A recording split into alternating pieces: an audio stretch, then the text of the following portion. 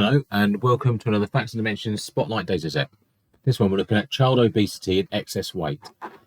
This data was last updated in 2019, so this is a historical dataset.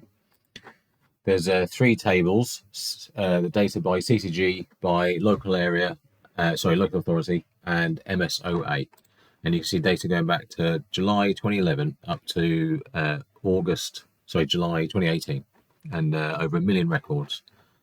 And just to have a little look at the sort of data, if I just pick the local authority one, for example, so you can see the different child groups there, and then you've got the numerators and denominators and values.